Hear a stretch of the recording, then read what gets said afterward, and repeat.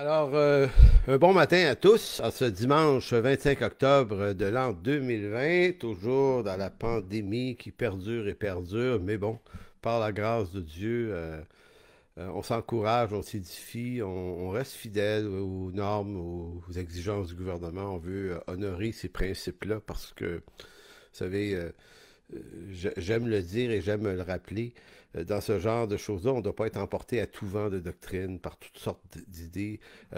Notre boussole, c'est l'Écriture. Puis l'Écriture nous donne des chemins à suivre dans des circonstances comme ça. Et c'est rassurant de se confier en l'Éternel, même si on ferait les choses autrement, nous. C'est sûr, si c'était remis à notre propre sagesse, on agirait différemment. Mais puisqu'on appartient à ce Dieu, on décide d'être fidèle à une parole qui n'est pas naturellement la nôtre, qui est celle de Dieu.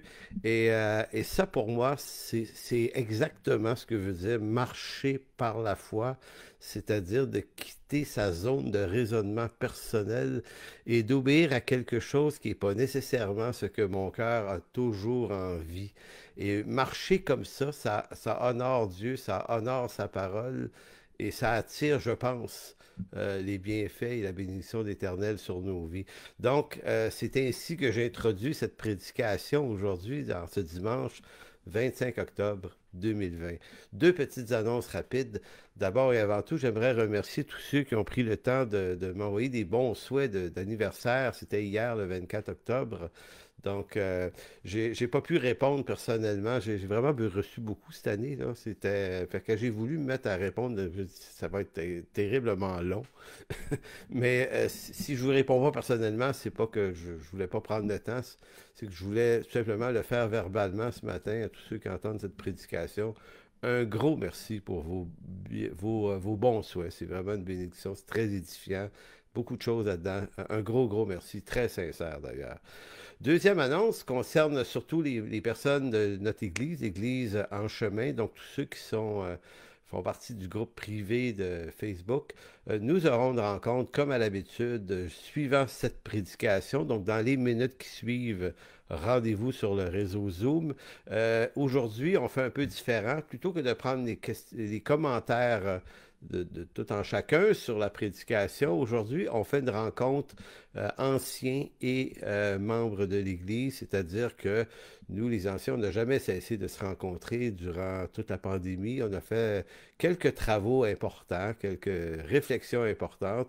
Et aujourd'hui, à travers une rencontre comme celle-là, c'est les anciens qui vont vous présenter surtout une mise à jour, en quelque sorte, qui va être dirigée par notre frère Guy Gravel. Donc, c'est important aujourd'hui c'est possible d'être là, d'y être, parce qu'il y a de l'information que vous allez recevoir en tant que personne qui fréquentez notre Église. Et aussi pour les quelques-uns qui sont là, mais qui sont en réflexion, ben, peut-être que ça va vous donner une information pertinente à cet égard.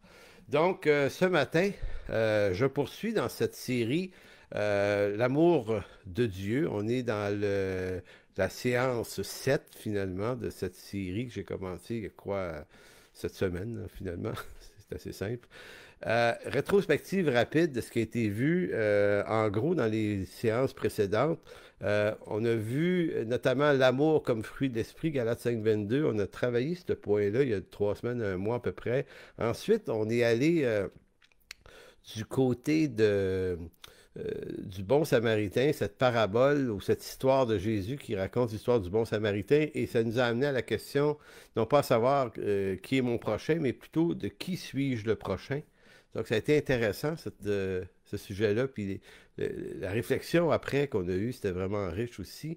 Ensuite, on a vu la semaine passée, on a parlé de cette femme pécheresse qui a versé un vase de parfum d'albâtre sur Jésus et tout ça, chez Simon le pharisien. Donc, on a vu la phrase clé de cette prédication-là, c'était celui à qui on pardonne beaucoup aime beaucoup. Donc, on a essayé de regarder ensemble que le texte nous disait que l'amour qu'on aura pour les autres ou la qualité de cet amour-là va dépendre de la la qualité de notre compréhension de ce dont on est pardonné. Maintenant, c'est comme si, pour connaître l'amour de Dieu beaucoup, faut avoir un peu le courage d'aller visiter nos propres catacombes. Non pas pour se meurtrir, se culpabiliser, se faire du mal, mais il faut oser aller là où la grâce de Dieu doit aller. Nous purifier, nous laver, nous pardonner, nous restaurer. Bref, tout ça, c'est toujours en but euh, de la bienveillance de Dieu à notre égard et non pas de notre perdition, puisqu'on ne peut pas être perdu, on est sauvé. Donc cette semaine, on va voir quelques autres textes qui placent l'amour de Dieu au cœur de nos relations humaines. Donc cette semaine, c'est beaucoup en rapport avec les relations humaines, puisque j'aime penser que avant de vouloir dire la vérité aux gens, la vérité de l'Évangile, avant de vouloir dire ça, là, puis d'en faire un objet de proclamation de notre part. La question qui se pose avant, c'est est-ce qu'on prend le temps d'aimer les gens, puis d'avoir des relations honnêtes et sincères avec eux? Est-ce que notre rapport est juste dans la vérité? C'est la vérité sans l'amour, ça mène à pas grand-chose. Puis l'amour sans la vérité, ça mène pas plus quelque part non plus. Donc, il y a la nécessité de ces deux poids-là, amour et vérité. Pardon, j'ai un chat dans la gorge. Donc, on peut discourir sur l'amour de Dieu, on peut enseigner ce qu'est l'amour de Dieu, on peut maîtriser le savoir biblique et théologique sur l'amour de Dieu, on peut même aimer l'amour de Dieu, mais tout ça sans aimer vraiment les gens. Si l'amour que nous manifestons reste captif d'un mensonge. Vous savez, c'est curieux à dire, mais le problème, c'est pas un savoir sur l'amour, c'est pas la capacité d'aimer, on peut en parler. Le problème, c'est d'aimer vraiment. De quelle façon notre savoir, comme un vieux prédicateur avait dit, là, de quelle façon ça part du cerveau, là, puis de la raison, puis du savoir, puis ça descend dans le cœur, mais pour de vrai, là. Donc, sans stratégie. C'est pour ça que Paul va dire dans Romains 12, 9, l'amour ne sait pas mentir, dans la version seconde, que votre amour soit sans hypocrisie, pas hypocrisie tout à fait au sens français du terme. Pour nous, un hypocrite, c'est qu'une mauvaise personne. Alors que chez les Grecs, l'hypocriptos, c'était l'acteur. C'est une bonne personne, mais c'est quelqu'un qui se met dans la peau d'un rôle pour jouer, pour faire une performance théâtrale, par exemple. C'est ça, l'hypocriptos. Donc, c'est de ça ici dont Paul parle. Il dit, l'amour, c'est pas un rôle que vous prenez. Vous décidez pas de dimanche, bon, mais je sors, je m'en vais à mon église, rencontrer les frères, et là, je dois me revêtir d'un esthétisme d'amour, parce qu'à l'église, c'est comme ça. Au fond, je les méprise tous. Mais là, je vais les aimer. J'ai pas bien le choix. Vous savez, c'est de jouer la game de l'amour. Alors, c'est pas dit non. Puis dans la version sommaire, c'est dit comme ça, l'amour ne sait pas mentir. Ayez donc le mal en horreur, attachez-vous de toutes vos forces au bien, notamment ce qui concerne l'amour fraternel. Voyez-vous, c'est comme si Paul disait, il est presque en train de dire, le mal, ce ne serait pas de manquer d'amour, le mal, ce serait de faire semblant d'en avoir quand il n'y en a pas. Donc, s'il n'y en a pas, avouons-nous-le, allons voir Dieu avec ça. Il y a une guérison, il y a une délivrance, il y a une restauration ici, là. Donc, c'est pour ça qu'il dit, attachez-vous de toutes vos forces au bien, notamment en ce qui concerne l'amour fraternel. Il dit, soyez pleins d'affection les uns pour les autres. L'estime mutuelle, faites passer les autres avant vous. Écoutez, c'est bel et bien écrit, là. Et c'est pas quelque chose qu'on va dire, ouais, mais ça, c'est pas pour nous, il y avait un contexte. Ça, on a tendance à toujours s'inventer des contextes pour ne pas avoir à appliquer quelque chose dans sa vie. Mais là, désolé, il n'y a pas de contexte à ça. C'est une réalité. Donc, avoir le mal en horreur, avoir ce mal qui nous habite en horreur, ce mal de la game qu'on aime jouer, là, c'est ça ici là, dont il est question. Donc, c'est vraiment intéressant. Donc, Jésus a mis le comble à son amour. Alors, tournez avec moi dans pas dans la lettre, mais dans l'évangile de Jean. Moi, c'est un texte qui m'interpelle depuis à peu près 1 an et demi. Ça fait près de 40 ans que je lis régulièrement. De temps en temps, ce texte, je passais par-dessus. Bon, le lavement des pieds. Je me disais, OK, une belle histoire, c'est intéressant. Mais depuis un an et demi, cette histoire-là m'interpelle. C'est comme si quand j'arrive au chapitre 13, les versets deviennent plus gros, là. C'est highlighté tout le long.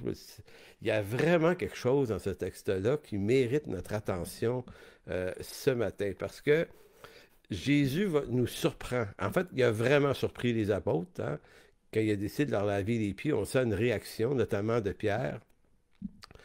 Et puis, c'est surprenant parce que l'expression que le Seigneur ou que Jean utilise au verset 1, c'est Jésus mit le comble à son amour. Entendez-vous ce que je dis, là? Il a mis le comble à son amour. Moi qui avait toujours pensé que le comble à son amour, c'était sa mort à la croix, je me disais, en quoi le lavement des pieds pourrait-il être vu comme une expression supérieure ou suprême de l'amour de Dieu à sa mort à la croix? Donc, on va distinguer ça un petit peu ce matin pour montrer l'équilibre dans tout ça. Mais néanmoins, l'expression de Jean est quand même très, très forte. Jésus mit le comble à son amour. En d'autres mots, là, c'est une façon de dire, euh, quand Jésus a voulu aimer ses apôtres, là, il ne pouvait pas aller plus loin que ça. Il a mis là, le comble, il est allé le plus loin possible dans l'expression d'un geste affectif envers eux. Donc, verset 13, c'est une bonne lecture, là, chapitre 13, verset 1 à 17, là, vous allez voir, c'est quand même, il y a un peu de longueur, mais attardons-nous, concentrons-nous, je vais arrêter quelquefois pour juste faire des petits commentaires sur le texte. Donc, avant la fête de Pâques, Jésus, sachant que son heure était venue de passer de ce monde au Père, et ayant aimé les siens qui étaient dans le monde, mit le comble à son amour pour eux. Ici, je vous la lis dans la seconde. Il mit le comble à son amour pour eux. Deux petites choses importantes ici. Le texte nous suggère que l'événement se passe à un moment très précis de l'histoire du Christ. C'est sachant que son heure était venue de passer de ce monde au Père. Donc, c'est à ce moment-là. En d'autres mots, on est dans les actes derniers, les tout derniers meetings que Jésus va tenir avec ses apôtres.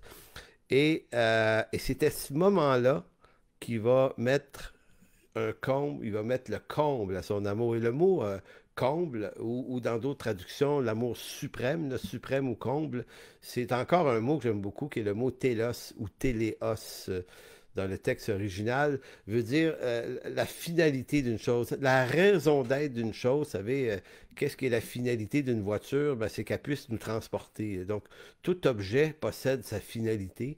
Ben, ici, l'amour, dans sa finalité, c'est l'expression ici du lavement des pieds. Donc, il mit le comble à son amour. Donc, c'est deux points importants.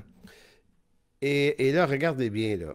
C'est comme si Jésus, avant de partir pour aller rejoindre son Père, dans les derniers meetings, qu'est-ce que le Seigneur a considéré comme étant la chose importante? Vous savez, nous, on est animé d'un pragmatisme souvent mal organisé, comment vous dirais-je?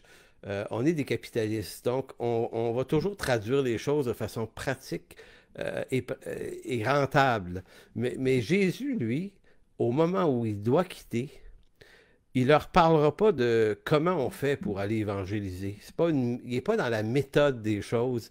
Il veut leur dire la chose, les gars, la plus importante que vous devez retenir, c'est de vous aimer les uns les autres. Et c'est de ça qu'on va parler avant mon départ. Donc, il ne leur parle pas d'aller comment vous allez évangéliser, les méthodes, comment frapper aux portes, comment ne pas oublier de prier, ces questions-là, il a déjà répondu à ça de toute façon. Tu sais, comme nous, on pourrait dire, faut que tu lis ta Bible à tous les jours, il aurait pu leur parler de ça. Ah, les gars, avant que je parte, je veux rien que vous dire de vous impliquer là, dans l'Église, de former des leaders, les gars, faites ça, là. Oubliez pas de payer votre dîme. Il y a quoi d'autre? Oubliez pas d'aller à l'église à tous les dimanches. Manquez-en jamais. Puis, comprenez-vous?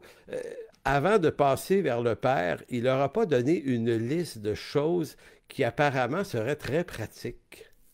Et ça nous en dit long sur comment le Seigneur s'investit dans ses disciples. Puis non pas que ces choses-là sont pas à être fidélisées dans nos vies. Je veux juste nous montrer que au-delà de toutes ces choses, la chose qui les dépasse, il mit le comble. Donc, en d'autres mots, là, je vous donne là aujourd'hui, les amis, la leçon la plus suprême de tous.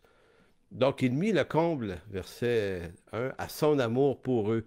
Donc, pendant le souper, lorsque le diable avait déjà inspiré au cœur de Judas Iscariot, fils de Simon, le dessein de le livrer, Jésus qui savait que le Père avait remis toutes choses entre ses mains, qui était venu de Dieu et qu'il s'en allait vers Dieu. Donc, vous voyez, Jésus sait que c'est les derniers moments avec ses apôtres, donc au verset 3. Il dit, se leva de table, ôta ses vêtements, prit un linge dont il se saignit. J'attire votre attention qu'il retire ses vêtements. Le Seigneur s'est probablement mis en, comme on dit au Québec, en bobette. Ce qui, pour un prince, un roi, un noble, est pas admissible. Euh, donc, faut le retenir. Verset 6. Il vint donc à Simon-Pierre, et Pierre il lui dit, toi, Seigneur, tu me laves les pieds? Jésus répondit, ce que je te fais, tu ne le comprends pas, pas maintenant en tout cas, mais tu le comprendras bientôt. Et alors Pierre lui dit, non, tu ne me laveras pas les pieds. Jésus lui répondit, si je ne te lave, tu n'auras point de part avec moi. Voyez la sévérité du propos, parce qu'on sent toujours chez Pierre, Pierre, là, il est ébranlé par la situation. Voyons, Seigneur, tu ne peux pas faire ça. Encore là, comme je disais la semaine dernière, il y a des malaises dans l'Écriture, comme cette femme pécheresse qui essuie de ses cheveux les pieds du Seigneur. Tu dis, oh boy, ça, dans une soirée, un bon souper bien arrosé, tu dis, OK, on aurait pu faire ça une autre fois, là, l'histoire de même.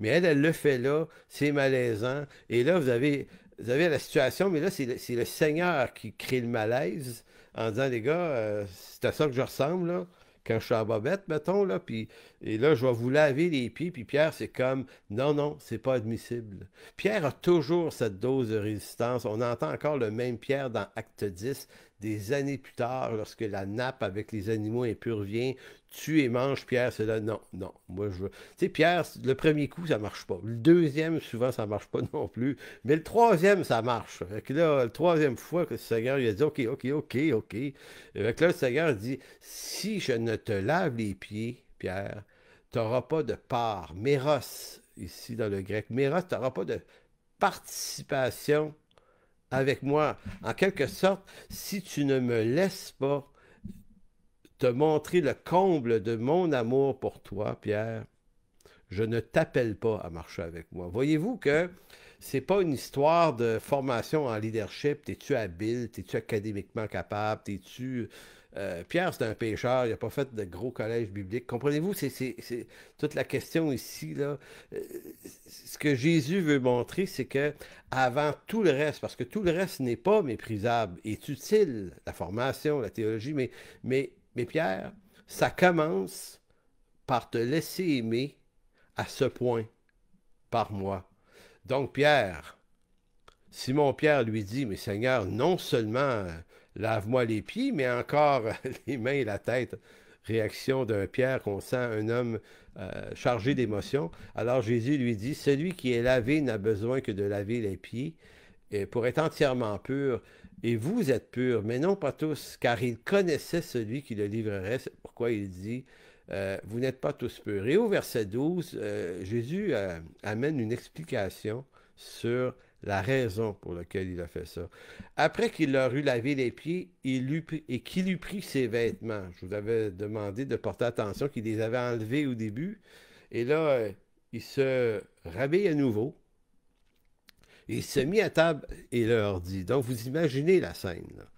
Là, ils ont tous les pieds bien propres, Jésus se lave, lui, s'essuie les mains, il s'habille, les gars le regardent, il va s'asseoir avec eux, puis là, il leur parle. Discussion de la plus haute importance. Il leur dit, comprenez-vous ce que je vous ai fait? Il dit, vous m'appelez maître et seigneur, Et vous dites bien, car je le suis.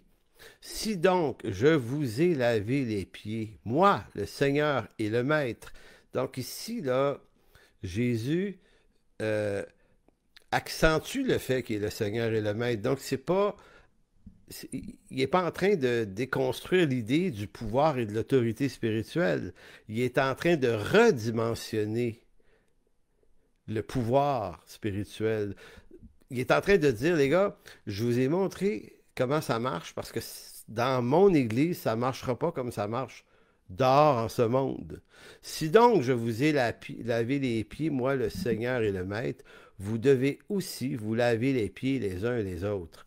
Car je vous ai donné un exemple, le mot est terriblement pesant, un exemple afin que vous fassiez comme je vous ai fait.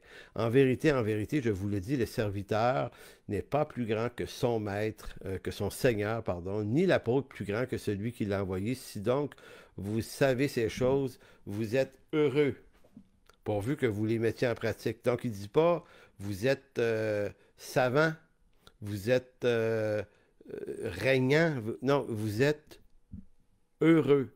Donc, le résultat de tout le processus, de l'exemple qui est donné dans sa mise en pratique, rend heureux. Très intéressant.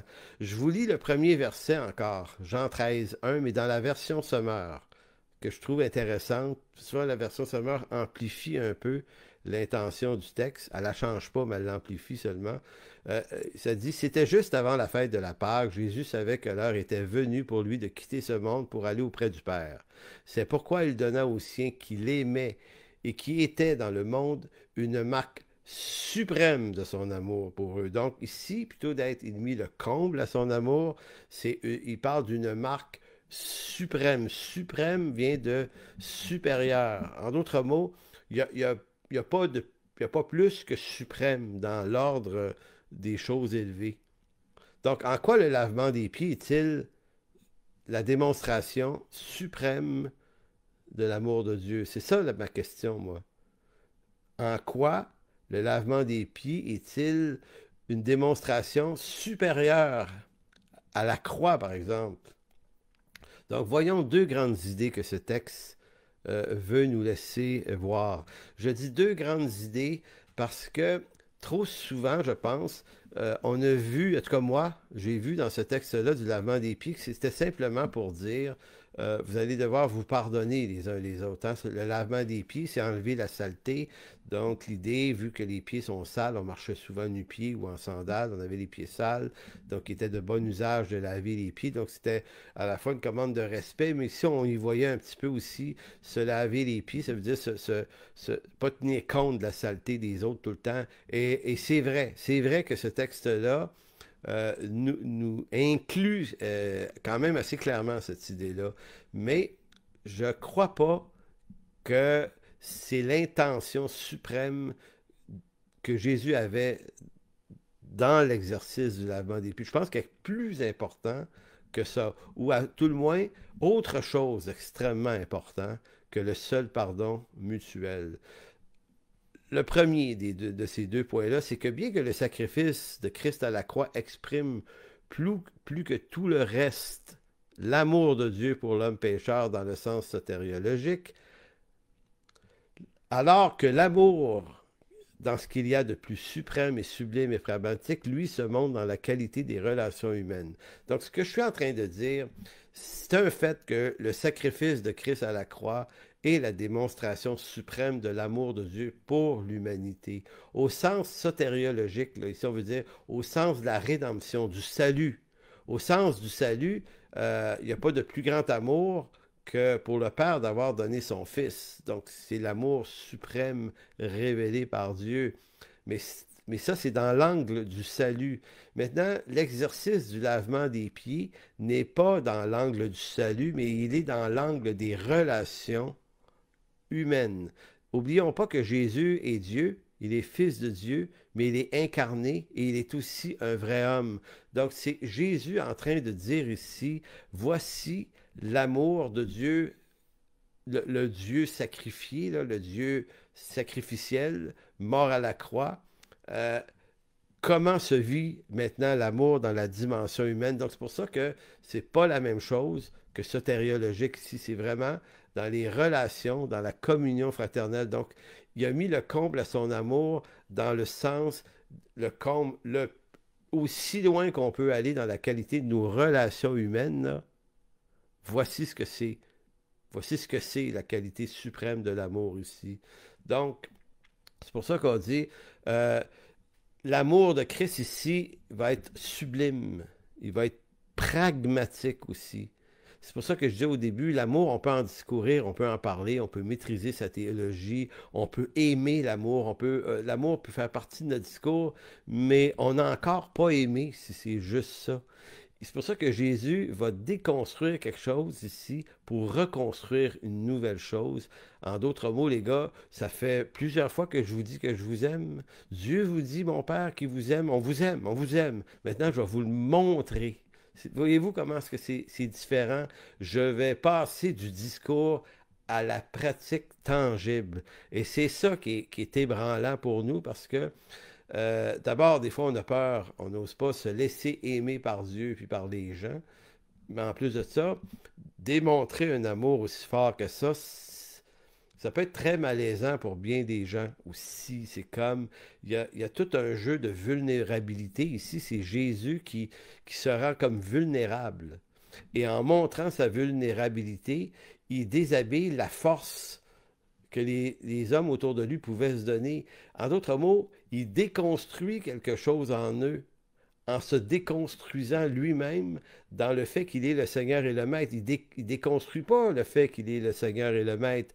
Il déconstruit l'idée qu'ils s'en font. C'est assez spécial quand même. Il déconstruit ça en disant, les gars, je suis votre Seigneur et votre Maître, mais je ne veux pas que vous me voyiez comme le monde regarde la chose. On va reconstruire un nouveau concept relationnel entre Seigneur-Maître et serviteur. Donc, il fallait remarquer que dans le même chapitre, parce qu'on est au chapitre 13, dans la même discussion que la foi, que cette foi du lavement des pieds, arrive au verset 34-35, un peu plus loin dans le même chapitre. Je vous donne un commandement nouveau, aimez-vous les uns les autres comme je vous ai aimé, vous aussi aimez-vous les uns les autres. À ceci, tous connaîtront que vous êtes mes disciples si vous avez de l'amour les uns pour les autres. Donc, ce texte-là qu'on connaît bien, Jean 13, 34 et 35, est dans la même discussion que le lavement des pieds. Donc, dans la suite des choses, c'était ça la conclusion. La nécessité de vous aimer. Puis au verset 35, si vous avez le verbe avoir, écho ici, veut dire, c'est pas si vous avez des bons sentiments, écho, c'est posséder l'amour de Dieu. Si vous possédez l'amour de Dieu, les uns envers les autres. Alors, c'est une autre affaire. C'est pour ça que je le répète encore. On peut discourir sur l'amour de Dieu, on peut maîtriser une théologie de l'amour de Dieu, on peut être un maître de la prédication du sujet de l'amour de Dieu. On peut tout faire ça sans aimer vraiment, parce que aimer vraiment, c'est pas dans le discours, c'est dans le geste. Et le geste, Jésus le pose. Et je le répète au risque de le répéter trop, Jésus ne veut pas déconstruire le concept de l'autorité, il veut déconstruire le concept et l'idée qu'on se fait du pouvoir de l'autorité, et il veut transporter cette notion-là dans des nouvelles visions de la chose. Donc, c'est le deuxième élément qu'on peut retirer du texte de Jean 13. Le deuxième élément que laisse voir ce texte est le renversement de la gestion du pouvoir, et non pas le renversement du pouvoir lui-même. Verset 14, c'est lui qui le dit. Si donc je vous ai lavé les pieds, moi, le Seigneur et le Maître, vous devez aussi vous laver les pieds les uns les autres. Vous entendez? Il ne déconstruit pas le fait qu'il soit celui qui détient le pouvoir, mais il déconstruit la façon qu'il va gérer le pouvoir. Jésus ne renverse pas la fonction du pouvoir en tant que telle, mais redispose, réinitialise la gestion du pouvoir à travers le spectre de l'amour qui en devient la principale constituante. Donc, dans l'Église, le pouvoir se vit dans la constituante de l'amour et non pas le pouvoir pour le pouvoir lui-même ou l'exercice de l'autorité par la possession du seul pouvoir. C'est vraiment un renversement majeur et c'est d'autant plus un renversement majeur que cette chose-là a été dite, ma foi, il y a 2000 ans. Euh, En tant qu'historien de formation, je ne peux pas passer au silence le fait que ce genre de discours-là, euh, écoutez, comment vous dire, par rapport à son époque, euh, est tout à fait innovateur, tout comme la relation que Jésus entretient avec les femmes, qui pour lui sont pas des individus de seconde zone comme la culture juive et romaine et grecque et tout ça, où les femmes, c'est comme un peu... tu prends pas leur opinion, puis tu jases pas avec ça, une femme, dans le temps de Jésus. Et Jésus, lui, renverse cette affaire-là. Il est bien avec ces personnes-là, il est bien avec les femmes, il est bien avec les pauvres, il est bien avec les estropiés, il transcende les classes sociales, il est capable de parler à des rois, à des princes, à des Romains, à des Grecs, puis il est capable de parler à des Juifs, à des esclaves, puis il est capable d'aller jaser avec un démoniaque l'autre côté du lac. Il est complètement... notre Jésus est un personnage, que je dirais, il est transversal. Il est vraiment transversal, il est universel, il est vraiment, vraiment... euh, on dit en histoire, là, quand on dit il y a un mot pour définir qu'il n'est pas de son temps. Son temps n'était pas comme lui était. Et puis, c'est pareil aujourd'hui parce que dans notre monde, l'amour, c'est pas réglé. Il y a des guerres souvent, il y a des haines entre pays, entre peuples, entre couleurs de peau, entre langues, entre cultures. Entre frontières, entre pays, on est encore rendu pas plus loin qu'il y a 2000 ans. Donc, le message de Jésus est tout à fait pertinent et c'est pas pour rien qu'on doit le saisir comme Jésus le donne et il va falloir se donner le défi, nous, comme Église, comme individus, de dire, OK, on va devoir apprendre à aimer comme Jésus le demande. Parce que c'est pas parce qu'on est chrétien qu'on maîtrise nécessairement la chose, on maîtrise le discours, mais est-ce qu'on va laver les pieds? Et là, au sens figuré, là, parce que on ne se mettra pas à se faire des séances de lavage de pieds, là. C'est pas nécessaire. C'est l'image, la force de l'image qu'on doit retenir. Donc, dans son Église, euh, dans son Église à Jésus, là, tel que l'exemple qu'il donne ici, on n'aime pas et on ne dirige pas comme le monde dirige et aime. On aime dans son Église et on dirige comme Jésus le montre dans l'exemple qu'il donne lui-même par le lavement des pieds de ses disciples. Donc il dit, j'ai fait ça pour vous donner un exemple, afin que vous fassiez de même. Donc si on comprend bien où Jésus voulait amener ses disciples, on sait donc où Jésus veut nous amener, nous aussi, 2000 ans plus tard. Il veut nous amener au même endroit qu'eux. Et on comprend mieux ce qu'est une église locale, un lieu de communion où l'affection les uns pour les autres est la valeur suprême. Je répète ça, un lieu où la communion et l'affection les uns pour les autres est la valeur suprême.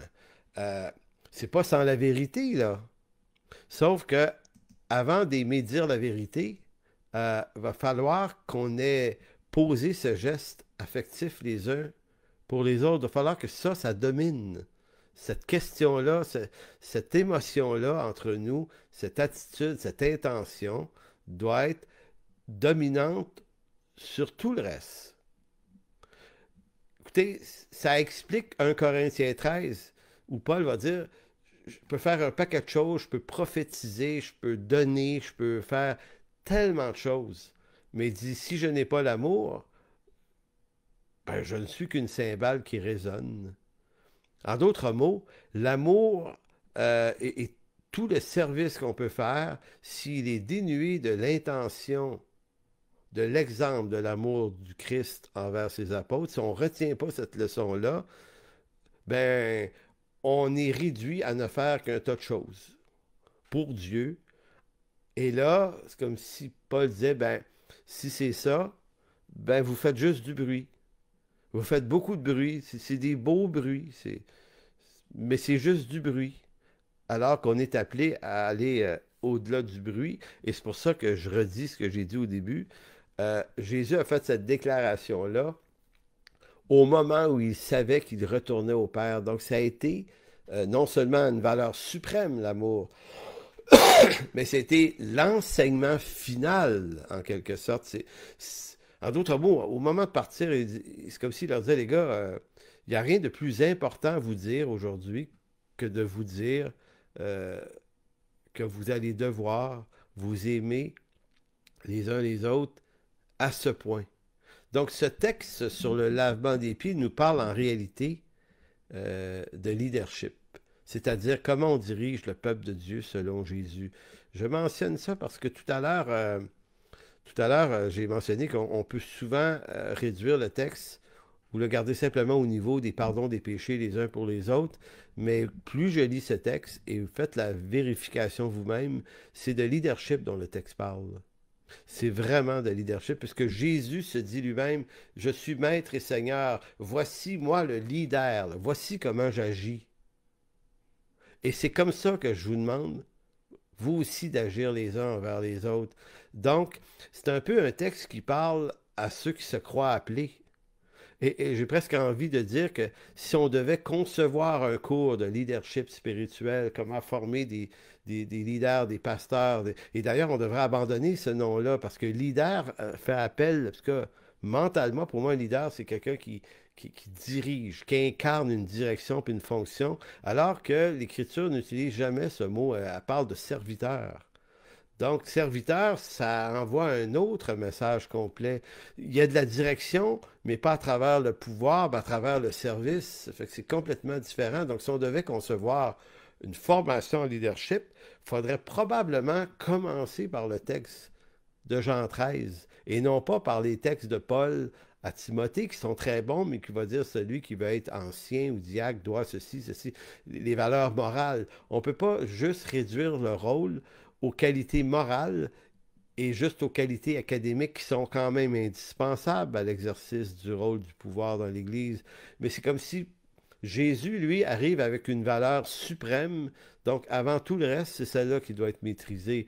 Donc, si quelqu'un, en formation, un jeune homme, si génial soit-il dans sa théologie, puis dans l'art de diriger, s'il y a de la difficulté à vivre cet amour tel que Jésus le dit, ben, il ne devrait pas aller plus loin. On devrait lui dire, désolé, tu n'es pas qualifié pour le travail. C'est pas ça qu'on veut. C'est pas ça que Jésus appelle. Il appelle des gens qui vont aimer les gens. Et il faut que ça soit dominant dans leur cœur et dans leur vie. Évidemment, on comprend qu'on est dans l'apprentissage. Il n'y a personne de parfait dans ça. Mais en même temps, on se dit tout le temps, on est pécheur, on n'est pas parfait, qu'est-ce que tu veux? T'sais, comme si des fois, on se le dit comme une raison pour ne pas y arriver. Alors que Jésus dit, non, non, les gars, vous allez y arriver. C'est ça l'appel. Donc, tournons dans Matthieu chapitre 20. Je vais vous montrer un autre exemple d'un texte qui poursuit sur la même lignée dans Matthieu 20, 25. Matthieu 20, 25, c'est l'histoire de la mère des fils de Zébédée. Vous savez, Zébédée, les fils de Zébédée, c'est Jean et Jacques, qu'on appelle aussi les fils du tonnerre, tu sais, des petits gars intenses, de faire descendre le feu sur une ville à un moment donné. Tu dis, OK, fait que c'est des vrais, là, c'est des gars intenses, puis eux autres, là, la vérité, là, c'est qu'on est prêt à aplatir des gens pour leur dire leurs quatre vérités, puis c'est ça qu'ils sont, là.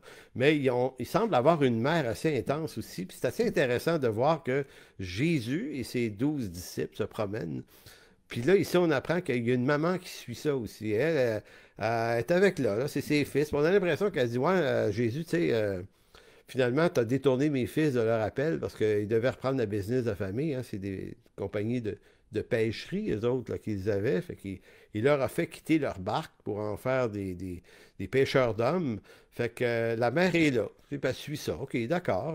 C'est Jésus. On sent bien qu'elle honore beaucoup Jésus. Mais ça devait être, je sais pas, ça devait être drôle d'avoir deux des disciples que leur mère est là. Tu sais. savez, c'est comme des jeunes aujourd'hui, là, puis quand on était jeune, c'est la même chose, là. Il arrive à un âge où tu veux pas que ta mère soit là. Tu dis, ben, reste dans la maison, c'est mes amis, tu sais. Laisse-moi faire mes affaires avec mes chums, là. Puis la mère dit, non, non, non, je vais être là, je surveille la patente. Et là, alors, verset 20, alors la mère des fils de Zébédée s'approcha de Jésus avec ses fils et se prosternant pour lui faire une demande. Donc, se prosterner, là, c'est comme, elle a pris l'usage de la politesse en voulant dire, bon, il y a une façon de parler à un maître. Et il lui dit, Jésus lui dit, que veux-tu? Et là, écoutez bien la chose. Ordonne, lui dit-elle, ordonne. C'est pas, je te suggère, ou qu'est-ce que t'en penses, Jésus, tu sais, on jase, Jésus, tu sais, on jase. Non, non, c'est une patronne, là. Ordonne, donne un ordre, lui dit-elle, que mes deux fils, que voici, soient assis dans ton royaume, l'un à ta droite et l'autre à ta gauche. Hi! c'est c'est incroyable, là. Hey, madame a de l'ambition. Moi, des fois, je pousse ma réflexion en me disant, comme ça, elle lui disait, hey, tu nous as fait perdre la business de pêche, là. Va falloir que tu nous rembourses la patente. Au moins, place mes deux gars, un à gauche, un à droite. Moi, là, je veux que ça soit rentable l'affaire. Là. Tu comprends-tu? On a perdu notre entreprise à cause de toi. Là. Les fils, ils reprennent pas la business de mon mari Zébédée. Là. Fait que tu peux-tu, Jésus, s'il vous plaît, donner un ordre afin que mes fils soient des patrons dans la patente. Et, euh, et là, c'est intéressant parce que Jésus est comme subtilement plein de douceur avec la femme. Tu sais, en d'autres mots, Jésus, il sait, il comprend qu'elle comprend pas quelque chose. Puis c'est comme pour nous autres. Il y a plein d'affaires qu'on comprend pas. Puis quand on les demande au Seigneur, on comprend pas qu'on est en train d'y demander quelque chose qui se peut pas. Mais bon, ça arrive. Donc Jésus répondit, vous ne savez ce que vous demandez. Parce qu'oubliez pas, les deux garçons étaient avec elle. Hein. Ça, ouais, nous autres aussi, ouais, maman, elle parle à notre place, mais ouais, effectivement, à gauche, à droite. Moi, j'irai à droite, toi, Jacques, tu seras à gauche. Moi, à droite, c'est plus fort un peu, là. Donc, il dit, vous ne savez ce que vous demandez, pouvez-vous boire la coupe que je dois boire? Nous le pouvons, dirent-ils. Ben oui. Et il leur répondit, il est vrai que vous boirez ma coupe, mais pour ce qui est d'être assis à ma droite et à ma gauche, cela ne dépend pas de moi et ne sera donné qu'à ceux à qui mon Père l'a réservé. Subtile réponse en voulant dire, ah, c'est pas à moi de répondre à cette intrigante question. Verset 24. Les 10, ayant entendu cela, furent indignés contre les deux frères. Ouais, oui, indignés. Indignés parce qu'ils sont plus savants des vraies choses concernant le leadership ou juste parce qu'eux autres, ils pensent la même chose, mais en bel hypocrite. Parce qu'on est comme ça, hein. On va juger celui qui a fait le faux pas en disant ah, niaiseux, moi, je suis plus intelligent que toi, je ne l'ai pas fait. Je ne suis pas allé là dans ma folie, mais je l'avais là pareil. Donc, les 10 ayant entendu cela furent indignés contre les deux frères, et Jésus les appela et dit venez ici, les gars. Vous savez, et là, voici l'instruction, vous savez que les chefs des nations les tyrannisent et que les grands, en d'autres mots de ce monde, les asservissent. Il n'en sera pas de même au milieu de vous. Entendez-vous, Jean 13, encore, lavement des pieds? Il n'en sera pas de même au milieu de vous. Mais quiconque veut être grand, on est dans le leadership, comme je disais dans Jean 13. On parle de dirigeant, de leader ici. On parle d'un renversement, non pas du leadership lui-même, mais de la forme de son exercice. Il dit, quiconque veut être grand parmi vous, qu'il soit votre serviteur. Et quiconque veut être le premier parmi vous, qu'il soit votre esclave. C'est assez particulier, là, comment on est dans la même zone d'idées qu'en Jean 13. C'est ainsi que le Fils de l'homme est venu, non pour être servi, mais pour servir et donner sa vie comme rançon de plusieurs. Et moi, j'aime l'idée ici que quand Jésus parle, contrairement à ce que nous on fait, il n'a pas juste donné une instruction. Tu sais, il dit, je ne suis pas venu être votre... comment dire, le Fils de l'homme n'est pas venu pour être servi, mais pour servir. ça peut être facile de donner des instructions là-dessus, mais Jésus n'a pas donné qu'une instruction verbale sur le sujet. Dans le lavement des pieds, il s'est lui-même mis à nu et il a, comment dire, performé l'acte de l'amour suprême pour ses apôtres en leur lavant les pieds. Donc, Jésus est dans la continuité. Il n'y a, pas de distance entre son discours et son geste. Et c'est là, qui est important. Là. On ne se dit pas juste des belles choses. Je me parle à moi dans cette prédication-là. C'est pas parce que j'arriverai à bien la rendre, la prédication, puis à bien passer le sujet, que ça ne veut pas nécessairement dire que je vais être en train de concrètement vivre la chose. Je peux être un acteur. Et là, l'exhortation qu'on doit se donner aujourd'hui, c'est comment on sort du rôle d'acteur et comment on apprend à être vrai et sans hypocrisie dans l'exercice de l'affection mutuelle.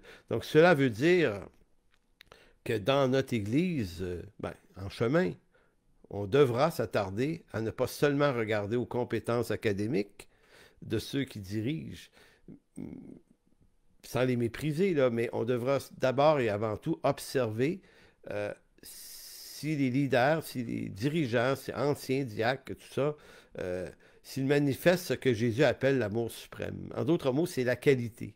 L'amour suprême les uns envers les autres. On va passer à un dernier texte dans Romains chapitre 15. On s'approche de la fin de cette prédication. Dans ses lettres, l'apôtre Paul, parce que moi j'aime toujours voir s'il y a un décalage entre ce que Jésus a dit dans les évangiles et ce que les apôtres en ont fait, et notamment ce que Paul en a fait, parce que Paul n'est pas un des 12, il est arrivé beaucoup plus tard. Mais est-ce qu'il y a une continuité dans l'enseignement de Jésus qu'on retrouverait dans les textes de Paul?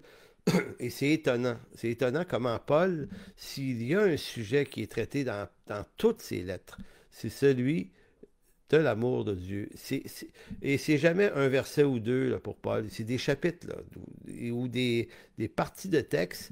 Et c'est extrêmement fort. Tu sais, lui, là, dans la lettre aux Éphésiens, Paul parle d'un amour qui surpasse toute connaissance. Donc, il est encore dans la même zone d'idée que Jésus. Il y a quelque chose de suprême. Il y a quelque chose qui est au comble de tout dans l'exercice de l'amour. Donc, dans ses lettres, on peut remarquer que Paul marche dans la continuité du discours de Jésus sur l'amour. Dans Romains chapitre 15, vous allez voir ici que l'amour, et je pense que le mot amour n'est pas mentionné comme tel dans le texte, mais en réalité, c'est comme si Paul traduisait qu'est-ce que ça peut bien vouloir dire, l'amour suprême de Jésus au milieu de nous, s'aimer les uns les autres. Parce que c'est trop facile de garder le sujet au niveau du discours, du savoir, de la connaissance. Alors que Paul a ce sens extrêmement pragmatique. Il nous dit, voici comment vous allez l'exercer, cet amour-là. Romains 15, 1. Je lisais ça cette semaine et je le lisais pendant que je réfléchissais sur la prédication d'aujourd'hui. Et c'est comme ça que j'ai ajouté le texte en me disant, il est vraiment très fort le texte ici. Romains 15, 1 commence par dire, nous qui sommes forts dans la foi. Première question, c'est quoi ça, quelqu'un qui est fort dans la foi? Vous savez, on peut donner plein de définitions à ça, mais quand on rencontre quelqu'un de vraiment, vraiment fort, les gens forts peuvent être des personnes insécures, peuvent être des personnes très insécures aussi. Mais la vraie force ne se manifeste pas à travers l'insécurité. Un homme est vraiment en possession de lui-même lorsqu'il est sécure du pouvoir qu'il détient ou de la force qu'il détient. Un insécure se manifeste par le besoin de dire, de rappeler à tout le monde quel est son rôle, quelle est l'importance de son rôle. T'sais, un insécure veut régner, veut montrer que c'est lui. Là. C'est ça qu'un insécure. Donc, on ne parle pas de quelqu'un de fort dans la foi, mais une personne qui est forte dans la foi, c'est une personne qui a une certaine maîtrise des choses.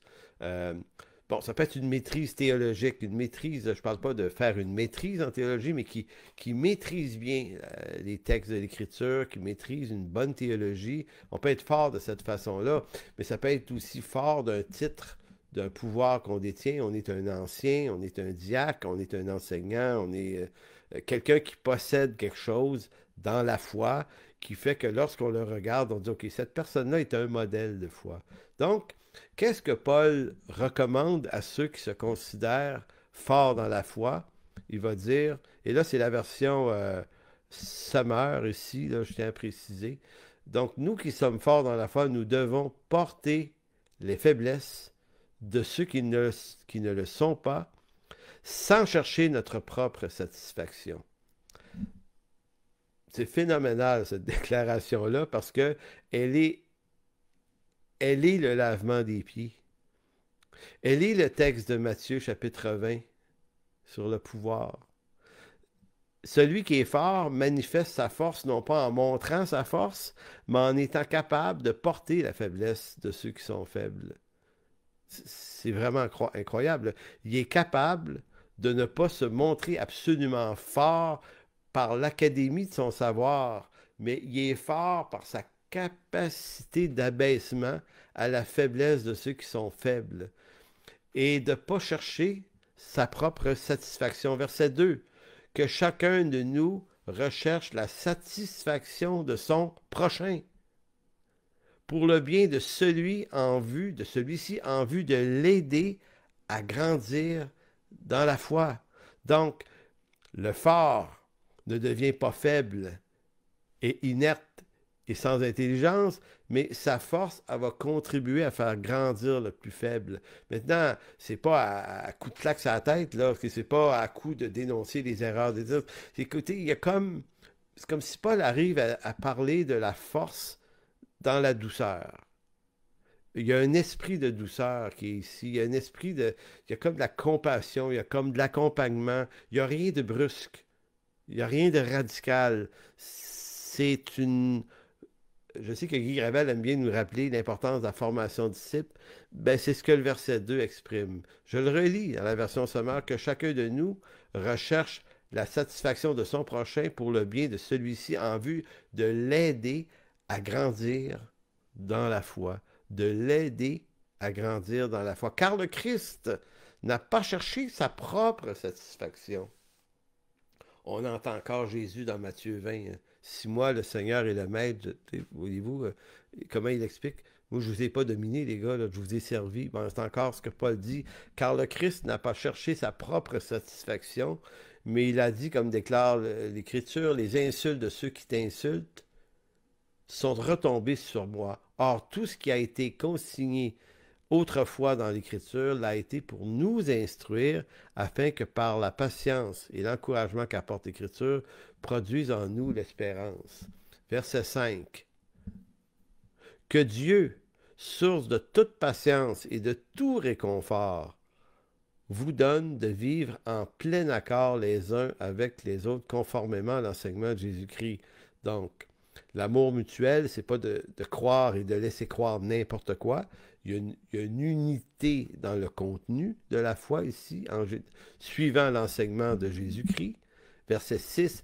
Ainsi, d'un même cœur et d'une seule voix, vous célébrerez la gloire du Dieu et Père de notre Seigneur Jésus-Christ. Accueillez-vous donc les uns les autres, tout comme le Christ vous a accueillis pour la gloire de Dieu. Ce texte de Romains, moi, m'édifie beaucoup en ce moment parce que il laisse vraiment bien entendre toute la culture de la relation entre nous. Si on a été accueillis, on va être extrêmement accueillant. Et encore, je répète, il va arriver des moments dans la vie chrétienne où on va devoir, des fois comme croyant, poser une action un peu plus correctrice, plus dirigeante, je dirais aussi, avec des frères et des sœurs pour des raisons évidentes, des fois de discipline, de rectifier des choses. Oui, peut-être, mais on ne peut pas bâtir notre vie là-dessus. Les gens avec lesquels on se croit appelé à interagir vont devoir avoir bien saisi qu'avant tout, on les aime. Et là, on ne peut pas juste dire, ben regarde, je veux te parler aujourd'hui, puis sache que je t'aime. Je te le dis juste un matin que je t'aime. écoutez, plus sérieux que ça, là, quand même. Les gens qui se savent aimer de nous, moi, les gens de qui je me suis vraiment su aimer, j'étais facilement capable d'écouter leur réprimande, parce que la réprimande est utile aussi. Mais quelqu'un qui n'a jamais pris le temps de me connaître, de m'apprécier, de s'investir dans ma vie, honnêtement, pour de vrai, là, euh, ben, non, ça rentre pas. Puis c'est normal que ça rentre pas, parce que c'est un phénomène de relation humaine qui se base sur du temps de qualité en les uns avec les autres. J'arrive donc à ma conclusion. Quand je lis le chapitre 15 de la lettre aux Romains, euh, il y a une idée toute simple qui monte à mon esprit, puis c'est vraiment vrai. Là, cette semaine, quand j'ai lu ce texte-là, j'ai arrêté au verset 7. J'ai arrêté au verset 7. J'ai réfléchi, puis ça m'a dit dans mon esprit de façon très évidente, ben voici l'Église. Vous savez, quand Jésus est comparu devant le tribunal avant sa crucifixion, on a dit de lui, voici l'homme, eke homo. Et là, ce texte-là, c'est comme si ça me disait, ben voici l'Église. C'est ça l'Église. C'est Romains 15, 1 à 7. Romains 15, 1 à 7. Ça dit ce qu'est l'Église. Il y a beaucoup d'autres textes qui pourraient enrichir celui-là, évidemment, mais celui-là comprime assez bien en quelques phrases l'essentiel qui est à savoir ce qu'est l'Église et ce qu'est l'Église ici à l'image de Christ et non pas à la nôtre. Non, l'Église n'est pas simplement un lieu d'ambition, de grandes visions, de projets spectaculaires, d'ambitions, de rêves de toutes sortes. Non, non, l'Église, c'est le lieu où les rachetés trouvent enfin une famille de femmes, d'hommes, formés à l'idée de s'accueillir les uns les autres, euh, en vue de la satisfaction du prochain. Depuis ce jour où Jésus nous donnait l'exemple de son amour suprême en Jean 13, en lavant les pieds de ses apôtres, jusqu'à nous, dans notre réalité d'Église en 2020, le fil conducteur, c'est là le fil conducteur, cet amour suprême qui est l'appui et le contenu de la bonne nouvelle de Jésus-Christ. Alors, c'est là-dessus qu'on s'interrompt ce matin. On va juste, si vous voulez bien, prier ensemble. Alors, Seigneur mon Dieu, euh, merci encore ce matin pour la liberté qu'on a de se réunir en ton nom. Merci pour cette liberté qu'on a de pouvoir le faire sans craindre aucune représaille de quiconque. On est dans un pays qui reconnaît cette liberté de pouvoir s'assembler, de pouvoir parler de toi. Et Seigneur, pour cette raison, on te demande de bénir ceux qui nous dirigent politiquement et de protéger, Seigneur, cette paix qui est la nôtre, selon cette recommandation de Paul dans la lettre à Timothée, de prier pour ceux qui nous dirigent afin que nous menions une vie paisible. Et Seigneur, merci pour ton amour, merci pour cette parole de ce matin, Seigneur. Je te demande de nous l'ancrer dans nos cœurs, d'en faire un objet de réflexion, de méditation. Seigneur, si c'était l'objet, si c'était l'acte suprême que tu as porté envers tes disciples, Seigneur, et si tu nous dis qu'à ton exemple, c'est ce que tu nous appelles à faire, alors Seigneur, ce matin, ma prière, c'est que tu nous révèles l'intelligence de ces choses. Seigneur, on ne peut pas produire cet amour non plus, à moins que tu le déposes dans nos cœurs. Mais Seigneur, on ne veut pas simplement se dire ça comme débarras du phénomène. On veut réellement que tu déposes cet amour dans nos cœurs, dans nos vies, afin qu'on puisse en être une vraie manifestation tangible et réelle. Alors, merci.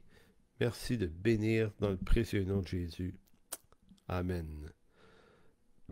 Donc, c'était sur ces quelques choses, quelques sujets sur l'amour qu'on se laisse ce matin.